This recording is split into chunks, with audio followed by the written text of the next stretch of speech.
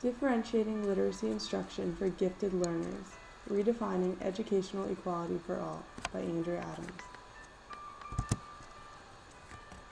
Welcome to Parent-Teacher Conferences. I'm distraught about the lack of support for my children in the public school system. They have every right to a thorough and efficient education. It's guaranteed under the state constitution. And they're being ignored. Their needs are being ignored because all the funding, 40% of the school funding is going to special education programs for the lower 10% or 5% of the students on the achievement scale. But for the kids that are at the high end of the achievement scale, they're being totally ignored.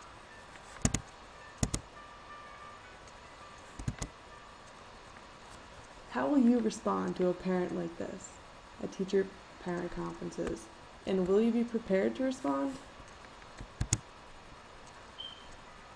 In summary, that was the parent of a gifted child, and this child is reading novels in kindergarten, including Charlotte's Web. The teacher, who's a real teacher, had no idea that the student could even read. The teacher was surprised when the father mentioned his child's literacy development, and the teacher's response to the parent was that she was more focused on making sure that all of her students could identify the colors and letters, which of course did not reassure this parent.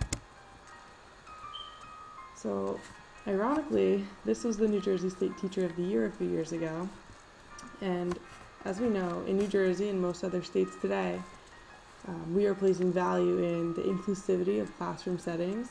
But are we truly creating inclusive classrooms for all of our learners?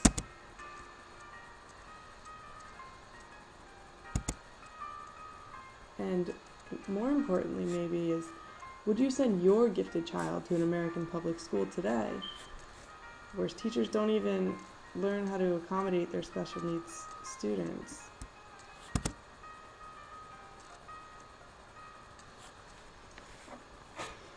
The American public school is teaching their teachers that inclusion is really the exclusion of gifted students. And we're teaching our teachers to slow down, to wait for the other students to play catch up. So here's some writing samples from a handwriting lesson in which the gifted student is at the top, and their pre-handwriting sample is very reflective of their post-handwriting sample, almost identical in fact. Whereas the general education student gains a lot from this lesson, it's clear that the gifted student isn't gaining much and would better have spent their time learning something more challenging. That's a poor use of time. And as educators have known for years, when students aren't being challenged at their appropriate zone of proximal development, they could find other ways to occupy themselves during class.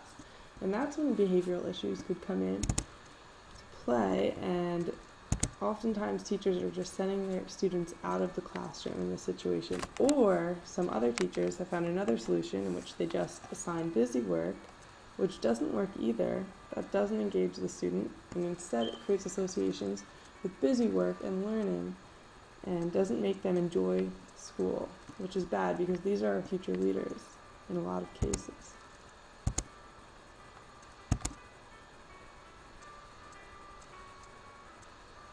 Carol Ann Tomlinson talks about how differentiated instruction is really just teaching with the child in mind.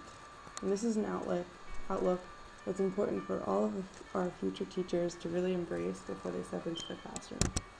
I think differentiated instruction actually is just teaching with the child in mind. It suggests that we have a responsibility to teach students content, but also that we have to always bear in mind that we teach that content to students, to human beings, and that not all students will understand it the same way or in the same length of time, make the same connections, need the same support system.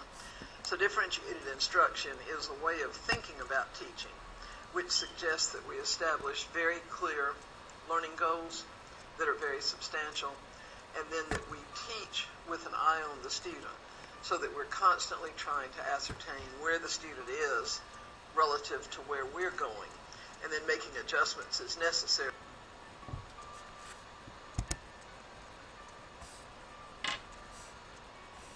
Now, let's think concretely.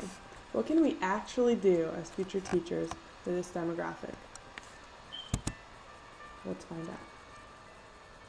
In the textbook, Methods and Materials for Teaching the Gifted, written by Carnes and Bean, I evaluated it here so we can find out some of the solutions they Francis offer. Carnes and Suzanne Bean, in their book Methods and Materials for Teaching the Gifted, talk about how teachers are responsible for providing their students with gifted education programming in their classrooms, which means that basically they prepare a continuum of services that can address the needs of students with gifts and talents in their classroom settings.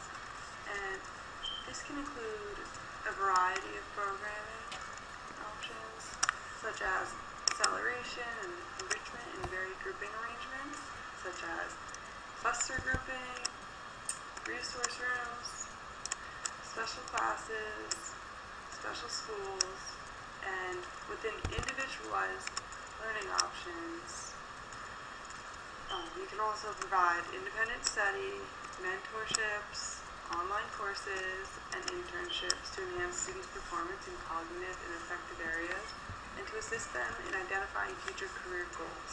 Obviously now, if we're in first grade or second grade or even third grade, students are not necessarily going to be picking their future career goals, but it's still important to provide them with all the things that are going to challenge them and get them excited about thinking cognitively and performing at high levels.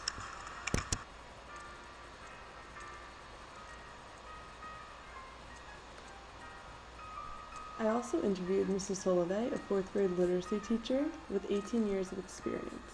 I asked her, how do you differentiate literacy instruction for gifted students? How do you differentiate for gifted students? Well, in our district, we have Reading Writing Workshop, which is the Teachers College at Columbia University, and it naturally differentiates because students are reading books on their just right levels. So if a student, let's say, is not a 4th grade level, maybe they're a 6th or 7th grade level, they're reading books that are on that level. So instead of reading books that are on a 4th grade level, which they're not, they're high above that level, they're reading books that are meet their needs. They're also responding in their notebooks based on their own individual abilities. I challenge them to write things that are based on what they're capable of doing. I pull small groups for strategy lessons and for skills lessons, and that also differentiates for gifted and for the lower kids too.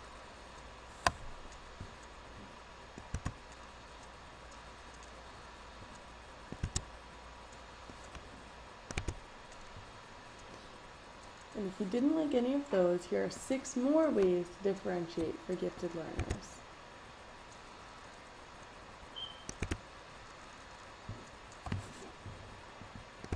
Six ways to meet gifted and bright kids' needs in a regular class without giving yourself much extra work.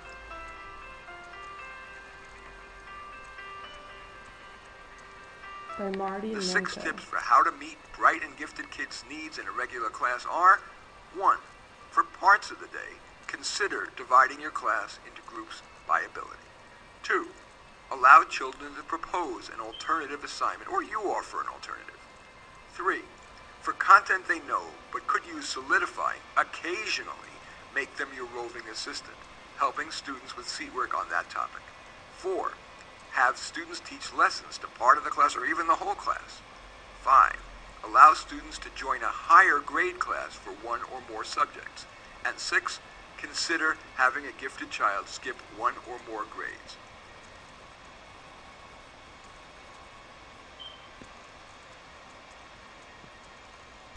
Six ways to meet gifted and bright kids' needs.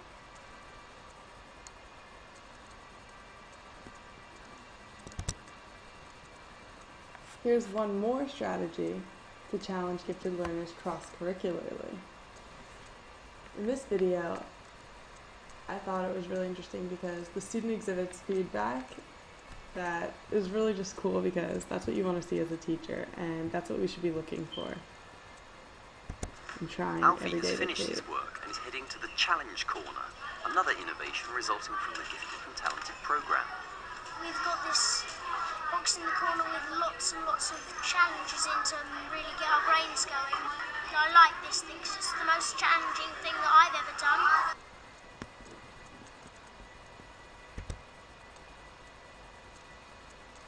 And in summary, providing for gifted and talented within the lesson is key.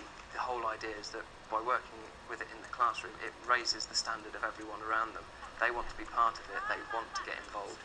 So the phrase that we've stuck with is the rising tide lifts all ships.